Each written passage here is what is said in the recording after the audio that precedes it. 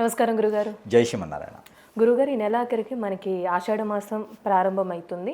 అదేవిధంగా వారాహి అమ్మవారి నవరాత్రులు కూడా స్టార్ట్ అవుతున్నాయండి. ఈ నవరాత్రులు అంటూ అందరూ చేసుకోవచ్చు అంటారా? ఇంకా చెప్పాలంటే గుప్త నవరాత్రులు అని కూడా అంటూ ఉంటారు, రహస్యంగా చేయాలని. అసలు నియమాలు ఏంటండి వీటి గురించి? అయితే ముఖ్యంగా మీ యొక్క అడిగేటువంటి విధానం క్వశ్చన్ బాగుంది. దీనికి గుప్తంగా చెప్తాను, ఎందుకంటే సీక్రెట్ అన్నారు కాబట్టి మరి అందరూ వింటారు. ఇది పర్వాలేదా? పర్లేదు, చెప్పండి. అయితే ఓకే. అయితే ఇక్కడ విషయం ఏంటంటే గుప్త నవరాత్రులు అనేది ఏం లేదు. ఇక్కడ మనం చేసేటువంటి పూజ, మనం చేసేటువంటి దీక్ష, మనం చేసేటువంటి ఆరాధన, మనం పెట్టేటువంటి నైవేద్యం ఏది వాళ్ళు చెప్పకూడదు. మనం చేసేటువంటి మంత్రం కూడా మనం ప్రతిరోజు దేవుని గది ముందు ఉచ్చారణ చేసే మంత్రం ఏదైతే ఉందో అది ఇది వాళ్ళు చెప్పకూడదు. గోవిందనామాలో, లలిత సహస్రనామం ఇవి అందరూ వినొచ్చు, ఎవరైనా పాడవచ్చు. కానీ కొన్ని మంత్రాలు ఉంటాయి, అవి గుప్త మంత్రాలు అంటారు. ఆ మంత్రంతో మనకి కలిసి వస్తే ఎదుటి వాళ్ళకి అది షేర్ చేయకూడదు, ఉపదేశం చేయకూడదు. ఎందుకంటే ఉపదేశం చేసేటువంటి గురుతత్వం మీకు దగ్గర లేదు కాబట్టి, మనం కామన్ మ్యాన్ కాబట్టి, మనం పీఠాధిపతులు లేకపోతేనో ఏదో ఒక రకమైనటువంటి పీట పెట్టుకోవడము, ఆరాధన చేసుకోవడం కాదు కాబట్టి ఆ మంత్రంతో మనకు కలిసి వస్తే ఆ మంత్రం ఎదుటి వాళ్ళకి బోధన చేయకూడదు, చెప్పకూడదు. నేను ఈ మంత్రం చదివేస్తున్నాను, దానివల్ల నాకు కలిసి వచ్చింది అని చెప్పకూడదు. నువ్వే మూలికి పెట్టుకున్నావు, ఏ తాబీజ్ కట్టుకున్నావు, ఎలా నీకు కలిసి వచ్చింది చెప్పకూడదు. ఎవరికి మనకు కలిసి వచ్చే విషయాలు చెప్పకూడదు. అంతే. ఒక దగ్గర జాబ్ బాగుంటే చెప్పకూడదు, జాబ్ బాగుందన్నారు కానీ అది ఎట్లా ఉంది, ఏ పర్సన్ ఎలాంటి వాళ్ళు ఏంటి అని చెప్పకూడదు. అది దానివల్ల ఏంటంటే మనకి దిష్టి ప్రవాహం ఎక్కువవుతుంది. అది గుప్త నవరాత్రులు అంటే ఏం లేదు. గుప్త నవరాత్రులు అంటే కలిసి వచ్చే కాలానికి నడిచి వచ్చే కొడుకు లాంటిది.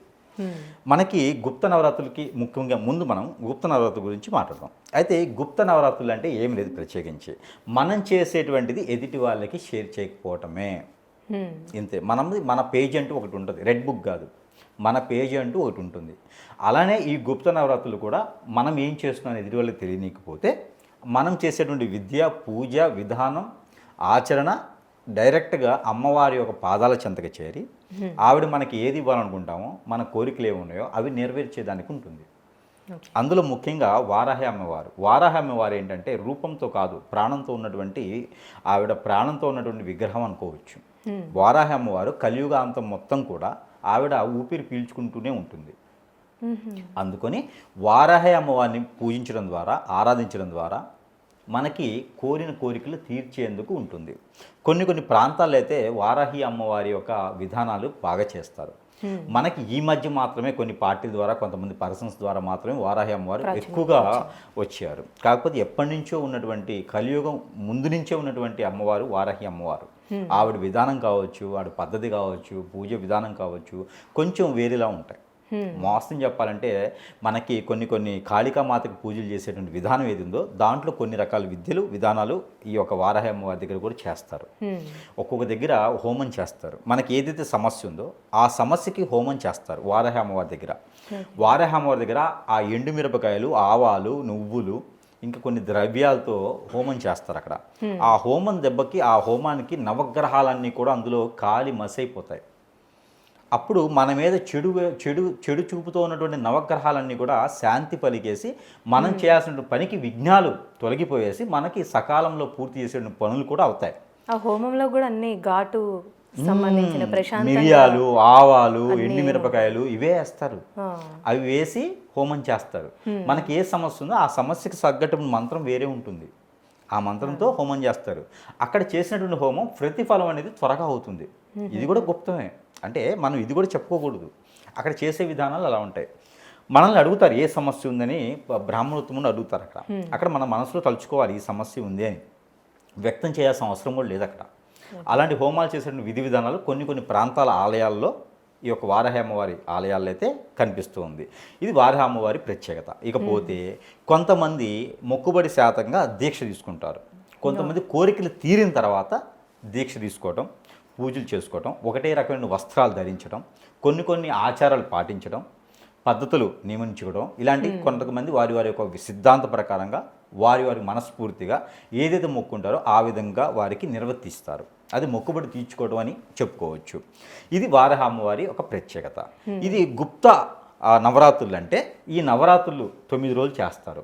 ఈ 9 రోజులు కూడా ఎక్కువగా మంచి మాటలు మాట్లాడుతూ నలుగురికి సహాయం చేస్తూ దానాలు చేస్తూ అలానే మనకి పిల్లల్ని పెద్దల్ని ప్రేమించుకోవడం అంటే మనం ఏదో హక్ చేసుకుని వెళ్ళిపోవటం అని కాదు, మంచితనంతో చూసుకుంటూ ఎవరిని చెడు మాట అనకుండా వారు ఏదైతే ధర్మంగా న్యాయంగా అనిపిస్తుందో అదే చేస్తూ మంచి పనులు చేస్తూ అలానే కాళ్ళకి చెప్పులు లేకుండా వారికి వారి స్వతహాగా వండుకొని తినడం కానీ వారి యొక్క విధానాన్ని పాటించుకోవడం కానీ చేసుకుంటూ ఉంటే ఆ ఒక వారాహి వారి కృపా కటాక్షాలు త్వరగా లభిస్తాయి, ఆ కోరిన కోరికలు కూడా తీరుతాయి. అయితే ఈ పూజ కూడా ఎక్కువగా రాత్రి సమయంలోనే చెయ్యాలి. పూజ సమయంలో కాదు, రాత్రి సమయంలో వారు ఏం చేస్తారంటే జాగారం అనేది కొంతమంది ఉంటారు.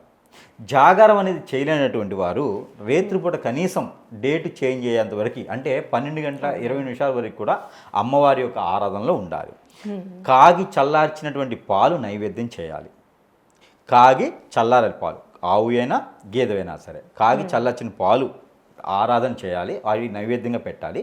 దాంట్లో బెల్లము తేనె వేయాలి, కుంకుమ పువ్వు. ఈ పాలని అమ్మవారు సేవిస్తారు. ఈ సేవించినటువంటి పాలు అవి మనము ఈ యొక్క దీక్ష అయిపోయిన తనంతరం అంటే డేట్ చేంజ్ అవ్వాలి, అంటే 12:20 తర్వాత ఆ పాలను మనం సేవించిన ఎదుటి భక్తులకి ఎవరికైనా సరే ప్రసాద రూపంగా తీర్థ రూపంగా ఇచ్చినా కూడా అవి స్వర్గలోకంలో దేవాతి దేవులు స్వీకరించేటువంటి అమృతంతో సమానం, అదే రకమైనటువంటి రుచి కూడా ఉంటుంది. అక్కడే మనకు అర్థమవుతుంది అమ్మవారి యొక్క ఆరాధన, అమ్మవారి యొక్క ఉన్నారు అమ్మవారు అని అక్కడే మనకు అర్థమవుతుంది.